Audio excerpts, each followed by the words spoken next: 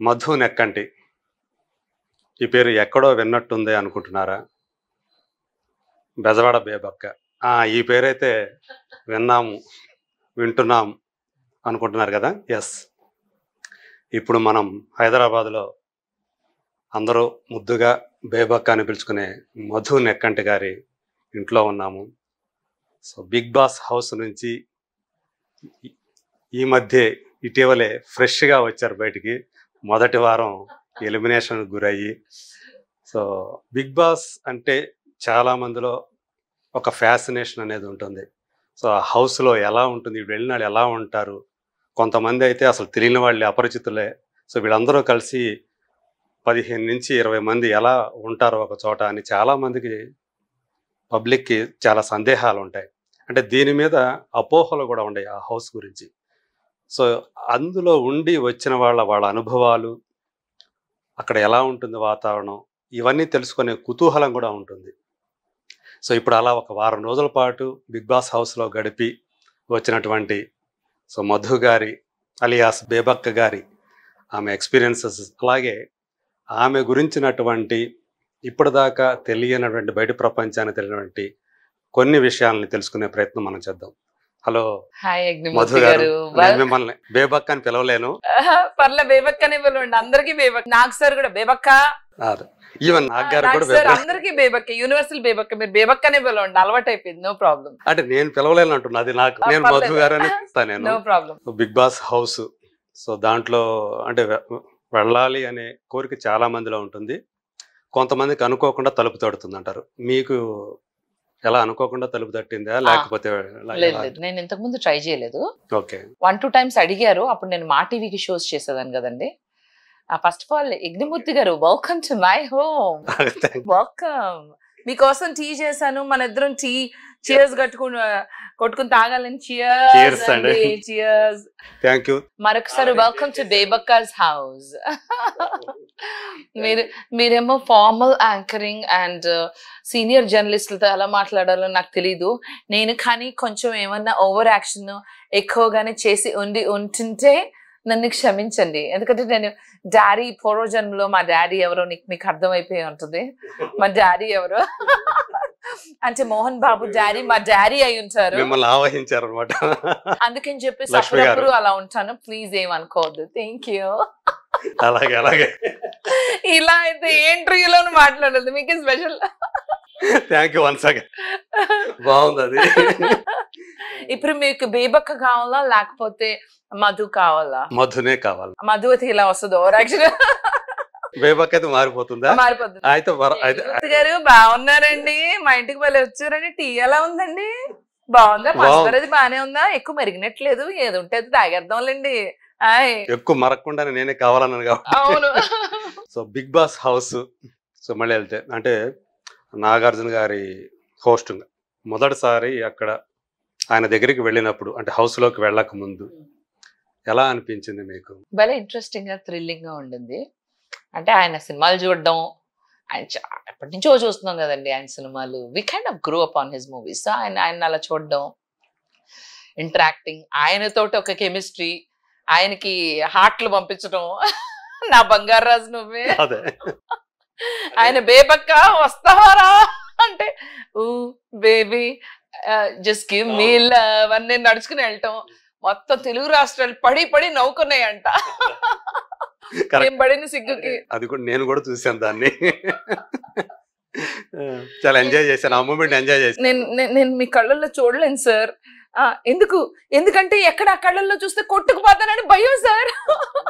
అవును, బాగా కెమిస్ట్రీ అన్నది అసలు నేను షోలో ఉన్న దానికంటే కూడా ఆయన మీ వంక చూసి మాట్లాడు, మీ ముఖం ఇంకా మీరేమో తల దించుకుని ఇదే ఎక్కువ అయిపోయింది.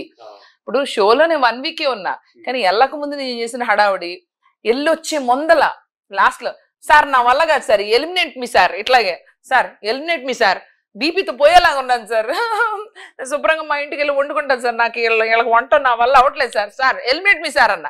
కట్ చేస్తే బేబక్క యు ఆర్ ఎవెక్టెడ్. నిజంగానే అందరు మీమ్స్. ఇప్పుడు ఆవిడేదో క్యాజువల్ గా ఉంది, నాకు సార్ మేమేమో, నేను మాత్రం సీరియస్ గా తీసుకున్నా. అదేం స్క్రిప్టెడ్ కాదు కదా.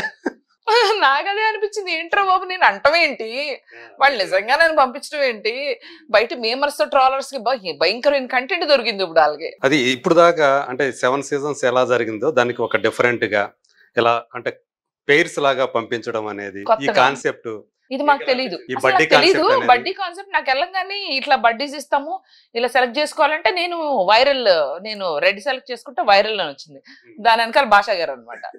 సో మంచి వెరైటీగా ఉంది. కాకపోతే ఒకటండి, ఇన్ని సీజన్ బిగ్ బాస్ 1 వీక్ లో ఉండి బయటకు వచ్చిన వాళ్ళకి లేని హడావుడి హైప్, నేను ఇది అడగాలనుకుంటున్నా, మిమ్మల్ని అడగాలనుకుంటున్నా మూర్తి గారు, ఎందుకు ఈ హైప్, నాకెందుకు ఈ అటెన్షన్, సడన్ గా ఇంత స్పెషల్ అటెన్షన్ ఎందుకు వచ్చిందో మీరే చెప్పాలి, నాకైతే అర్థం కావట్లేదు. ముందుగా మీరు ఏదైతే హౌస్ లోకి వెళ్ళారో మొదటి రోజునే సో ఈ హౌస్ లో వయసు ఎక్కువ ఉన్న వాళ్ళు ఎవరు అని కొంతమంది లెక్క కట్టి, సో దీంట్లో మొదటగా వెళ్ళే అవకాశం ఉన్నటువంటి కంటెస్టెంట్ బేబక్క అని కొంతమంది తీర్మానం చేసేసారు, రాసేసారు. సో గతంలో సింగర్ కల్పన కానివ్వండి, షకీలా గారు కానివ్వండి, ఇలా ఎవరైతే ఉన్నారో హేమ గారు కానివ్వండి, చాలా మంది. సో అంటే వెరీ ఫస్ట్ వీక్ లో మాత్రం సీనియర్స్ వస్తారు. ఎవరైతే అక్కడ కంటెస్టెంట్ లో గత వయసు పరంగా సీనియర్స్ ఉన్నారో వాళ్ళే బయటికి రావడం అనేది కనిపించింది. దట్టు ఇంకొకటి ఏంటంటే ఎక్కువగా ఎంటర్టైన్ చేయని వాళ్ళు, అంటే మీకు ఎంటర్టైన్ చేయడానికి అవకాశం లేకుండా చేశారు మొదట్లో మిమ్మల్ని కిచెన్ లోకి పంపించేసి. సో అది కొంచెం మిమ్మల్ని బాధ కలిగించిందా? అంటే నాకు అర్థం కాల ఫస్ట్, ఏదో నాకు అసలు ఫ్లోనే అర్థం కాదు, నాకు ఫార్మాట్ తెలీదు, షో చూసింది కాదు, నేను నామినేషన్స్ ఉంటాయని తెలీదు, ఇవన్నీ తెలియకుండా ఎగరేసుకుంటా వెళ్ళాను. తర్వాత ప్రామిస్ నాకేమన్నా వస్తుందండి, ఇప్పుడు నేను వేరేగా ఏమైనా చెప్తే నన్ను మళ్ళీ తిరిగి షోలో తీసుకోవడం, లేకపోతే నాకేమైనా ఎక్స్ట్రా మైలేజ్ వస్తుందా? నాకు అబద్ధం చెప్తే నాకేం వస్తుంది, నిజంగా చెప్తే నాకు ఫార్మాట్ తెలీదు. తెలిస్తే కనీసం నేను ఇంత స్ట్రిక్ట్ గా ఉండి నామినేట్ చేయించుకునేదాన్ని కాదు. ఏది సీత మీద స్ట్రిక్ట్ గా ఉండి పాపం తన్ని ఎగ్ బుర్జీ చేసుకుంటానంటే నో, ఇండివిజువల్ కుకింగ్ అలౌడ్ కాదు. ఆ రోజు నైటే నామినేషన్స్, ఆ రోజు మధ్యాహ్నమే అన్న టపి అని గుద్దేసింది. నేను మళ్ళీ నాగార్జున గారితో మీరు అక్కడ కలిశారు కదా, అది వెరీ ఫస్ట్ టైమా ఎంతో ఇంటరాక్షన్? అంతకుముందు అసలు కలవలేదు? ఎప్పుడు అసలు చూసిందే లేదు, only movies and all that, కానీ అసలు తెలీదు నాకు అసలు. అంటే నాగార్జున గారు అంటే ఆయన మీద మీకు ఉన్నటువంటి ఒపీనియన్ ఏంటి అసలు? నాకు యాజ్ అ సినిమా హీరోనే ఆయన తెలుసు, యాజ్ అ సినిమా హీరో తెలుసు, as a Bigg Boss host గా ఆయన హోస్టింగ్ చూడడం అంతవరకే తెలుసు. ఇష్టం, one of my favourite actors ఆయన. గాని మా మమ్మీకి అయితే నాగేశ్వరరావు గారు అంటే బాగా ఇష్టం, మా మమ్మీ నాగేశ్వరరావు గారు ఫ్యాన్. అలాంటి అబ్బాయిని పెళ్లి చేసుకోవాలనుకునేదంట మమ్మీ. సో అట్లా I like him off screen. On screen ఆయనతోటి ఒక ఇంటరాక్షన్, ఇలాంటి ఒక బ్యూటిఫుల్ మెమరీ నాకు లైఫ్ లో మిగిలిపోతుంది. స్టేజ్ మీద ఆయనతో నేను సిగ్గుపడింది నేను ఆ కళ్ళల్లో చూడలేను సార్, ఇవన్నీ ఏంటంటే నాకు లైఫ్ టైం మెమరీస్. అది కాకుండా షోలో కూడా అంటే అది అధలాపంగా మీకు వచ్చిందా, లేకపోతే మీకు మామూలుగా చేయాలని చేశారా? అంటే నాకు అలా నేను ఓవర్ యాక్షన్ చేస్తానని తెలుసు. So it kind of worked out. And లోపల కూడా కంటెస్టెంట్స్ కొంచెం కొద్దిగా ఆయనతో చెప్పాలంటే భయపడుతున్నారు. అంటే భయపడటం అంటే ఆ సీనియారిటీకి, నేనే మనిషి అల్లరదాన్ని, నేను రాఘవేంద్ర పెద్దన్న దగ్గరికి వెళ్ళినా, లేకపోతే మన మోహన్ బాబు అంకుల్ కనిపించారు ఫ్లైట్ లో, అంకుల్ ఎంత సీరియస్ గా ఉంటారు. ఇప్పుడు నాగార్జున గారితో అంటే నేను కొంచెం అల్లరి చేసినా అదొక అందం అర్థం. మోహన్ బాబు అంకుల్ అయితే అంకుల్ అంకుల్ అంకుల్ వీడియో చేద్దాం uncle uncle uncle dialogue uncle అని. ఎట్లా బంధువులా? ఆ మోహన్ బాబు అంకుల్ ఏం రిలేటెడ్ కాదు, బట్ ఫ్లైట్ లో కలిసారు. అంకుల్ నేను లక్ష్మిని ఇమిటేట్ చేశాను. అంకుల్ ఎందుకు రాదు అంటే నేను నా బ్లడ్ లోనే ఉంది కదా అంకుల్ అందో. ఏమనలా, ఎందుకంటారు అంకుల్ అని, ఎందుకంటారు అంకుల్ నేను లక్ష్మిని ఇమిటేట్ చేసా, మీకు కోపం వచ్చిందా అంకుల్ అన్న. ఈస్ ఇట్ నేను చూడలేదు అన్నారు. అంకుల్ వీడియోస్ పంపించమన్నారు, పంపించాను నేను. అంకుల్ నేను తిరుపతి వెళ్ళే ఫ్లైట్ లో బిగ్ బాస్కి వెళ్లే ముందు కలిశారు. అసలు ఎంత యాదృచ్ఛికం అంటే వెళ్ళే ముందర అదే రోజు నేను ఫ్లైట్కి ఇంకో పావు గంట ఉందనగా లక్ష్మికి కాల్ చేశాను. లక్ష్మి మంచు is very close to me, నాకు బాగా ఇష్టం ఉందనంటే, లక్ష్మి ఇలా బిగ్ బాస్ లోకి వెళ్తున్నా, నువ్వే నా సెలబ్రిటీ గెస్ట్ కింద రావాలి అని చెప్పి కౌరు చెప్పుకుని అంకుల్ బ్లెస్సింగ్స్ కూడా తీసుకోవాలి అన్న. మీరు నమ్మండి అక్షరాల అరగంటలో అంకుల్ నేను ఉన్న ఫ్లైట్ లో ఉన్నారు. నేను కూర్చున్న 5 minutes కి ముందులో ఆయన బిజినెస్ క్లాస్ లో ఉన్నారు. నేను పేదవాళ్ళం కాబట్టి ఎకానమీలో వెనకాల ఉన్నాను 5వ సీట్లో. అంకుల్ చూసి ఎంత అబద్ధం చెప్తారండి, పచ్చి అబద్ధం. పేదవాళ్ళం మీరు అండి. అంత రిచ్ అయితే రిచ్ అని చెప్పేసి మొత్తం అంతా కూడా మీరు నమ్మారా? ఓకే, చాలా మంది అదే అనుకుంటున్నారు కదా, ఇంత రిచ్ అయినటువంటి బేబక్ 78 కోట్లు వాచ్ ఇదేనా? కోట్ల రూపాయల వాల్యూ చేసే ఐటీ రేట్లు అవుతాయంటే నేను చెప్పా, ఐటీ రేట్ అయిన వాళ్ళకి ఈ చిరిగిపోయిన సోఫాలు చూసి అలాగే జాలేసి చందాలు వేసుకుని నాకే కొత్త సోఫా కొని వెళ్తారు. ఎవర్రా మీరంతా, ఎట్లా నమ్ముతున్నారా అన్ని కోట్లు? అసలు ఇది వాచ్ ఒకటే ఉంది భూ ప్రపంచంలో, రాకెట్ వేసుకుని వెళ్ళి అక్కడి నుంచి తెప్పించారంటే గుర్రెల్లాగా ఎలా నమ్ముతున్నారు? అందులో కామెడీ మీకు కనపట్లేదా? నేను ఎప్పుడైనా సీరియస్ గా చెప్తాను ఇలాంటి.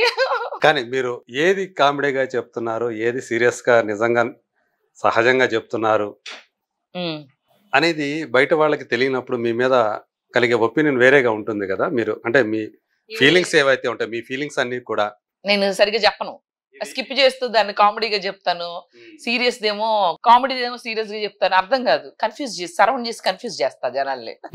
ఎండ్ ఆఫ్ ద డే నేనే కన్ఫ్యూజ్ అవుతా. నిజంగా మీకు బడ్డీస్ అనే వాళ్ళు లైఫ్ లో ఉండారా? రియల్ లైఫ్ ఫ్రెండ్స్ ఉన్నారు, కాకపోతే very very few friends are real friends. నాకు నిజమైన ఫ్రెండ్స్ కొంతమంది ఉన్నారు. ఓకే, మిమ్మల్ని అర్థం చేసుకునే వాళ్ళు, జాగ్రత్తగా కాపాడుకుంటున్నా. అంటే మీరు వాళ్ళతో ప్రాంక్ చేస్తున్నారా లేకపోతే నిజంగా ఫ్రెండ్స్ తో అయితే చేయరు? రియల్ ప్రాంక్ వాళ్ళు ఇంటికి వస్తున్నారని తెలుసు అనుకో, లిఫ్ట్ దగ్గర నుంచి నరవడం, భయపెట్టడం ఇవి చేస్తారు, వేరే ప్రాంక్స్ చేయరు. కొంచెం ఓవర్ యాక్షన్ అయితే అక్కడ కూడా చేస్తారు. అన్ని చోట్ల మనం ఓవర్ యాక్షన్ కి బ్రాండ్ అంబాసిడర్. సో ఎలా అంటే మీరు యాక్చువల్ గా మాకు అంటే ప్రజలకు ఏదైతే చూపిస్తున్నారో దాని మీద మీ మీద ఒక ముద్ర అనేది కనపడుతుంది ఎవరికైనా సరే. సో బిగ్ బాస్ లో ఉన్నటువంటి సంబంధించి దాని మీద ఉన్నటువంటి ప్రధానమైనటువంటి ఒక ఆరోపణ అనుకోండి, లేకపోతే ఒక వ్యాఖ్య అనుకోండి, వాళ్ళు కావాలనే కొంతమందిని ఒక సైడ్ పోర్ట్రేట్ చేయడానికి ప్రయత్నం చేస్తూ ఉంటారు. సో వాళ్ళు అంతవరకే చూపిస్తుంటారు. దాంతో ఆడియన్స్లో వాళ్ళ మీద ఒక ఒపీనియన్ ఏర్పడుతుంది. దాన్ని బట్టే వాళ్ళకి పాపులారిటీ కానివ్వండి, వాళ్ళని హౌస్లో ఉంచాలా లేదా అనేది ఇలాంటి ఒక అభిప్రాయం అనేది క్రియేట్ చేస్తూ వస్తారు వాళ్ళు. అలా బేబక్క మీద కూడా ఒకటి ఏదైనా చేశారా అట్లాంటిది? ఏదన్నా నన్ను చూసుకున్న వంటగదిలో చూపించారు. అదే నా ఫస్ట్ 2-3 డేస్ అంత ఎంటర్టైన్ చేయాలి. నిజంగానే వంటగదిలో నన్ను పరిమితం అయిపోయా. దాని తర్వాత బయటకు వచ్చి కరాటే కుంఫులు చేశా, అది చూపించారు. సీక్రెట్ టాస్కులు చేశాను నేను, శేఖర్ భాష, ఏది తెలుగు భాష కాకుండా వేరే భాషల్లో మాట్లాడాలనుకునే వాళ్ళని మనం పట్టుకోవాలని అవన్నీ చేసాము. కొంచెం వాయిస్ రేజ్ చేస్తాను, కాకపోతే అప్పటికి ఓటింగ్ అయిపోయింది, క్లోజ్ అయిపోయింది. అంటే మళ్ళీ నాకు చాలా మంది ఏం నమ్ముతున్నారంటే వచ్చేసిన ఫస్ట్ వీక్ వచ్చేసిన మిగతా వాళ్ళకి రాని అవకాశం మధు గారికి ఇస్తారు, ఖచ్చితంగా వైల్డ్ కార్డు ఏదో రకంగా మళ్ళీ లోపలికి పిలుస్తారు అని చెప్పేసి నమ్ముతూ ఉన్నారు మీ అభిమానులంతా. అవునా? మీకేమన్నా జరిగితే మంచిదేగా, అవకాశం ఏదైనా అవకాశం. ప్రతిదీ నేను బయటకు వచ్చేసినా కూడా ఆ 1 వీక్ కూడా అవకాశం అనుకుంటా. ఎందుకంటే నాకు బ్యూటిఫుల్ మెమరీ నాగ్ సార్తో అండ్ ఎంటైర్ బిగ్ బాస్. ఇప్పుడు నా జీవితంలో ఇంకా నేను చేసిన దాంట్లో అచీవ్మెంట్స్ లో మిగిలిపోద్ది బిగ్ బాస్ కంటెస్టెంట్. చాలు Bigg Boss team. I mean seriously I really want to thank them from bottom of my heart. One day అయినా 1 hour అయినా opportunity is opportunity అండి. It's a lifetime opportunity. And I'm thankful. ఎన్నో options ఉండగా వాళ్ళు నన్ను consider చేశారంటే maybe ఇంకా నేను సారీ చెప్తాను వాళ్ళకి. వాళ్ళు అనుకున్న అచీవ్మెంట్, వాళ్ళు అనుకున్నది నేను ఇవ్వలేకపోయానేమో, అచీవ్ చేయలేకపోయానేమో, వాళ్ళు నా మీద పెట్టుకున్న ఒక ఈవిడ బాగా ఎంటర్టైన్ చేస్తుందని అనుకున్నారేమో, నేను అది ఇవ్వలేకపోయాను, నాకు ఫార్మాట్ అర్థం కాక. సో ఇంకో ఛాన్స్ ఇస్తే డెఫినెట్లీ ఈసారి మాత్రం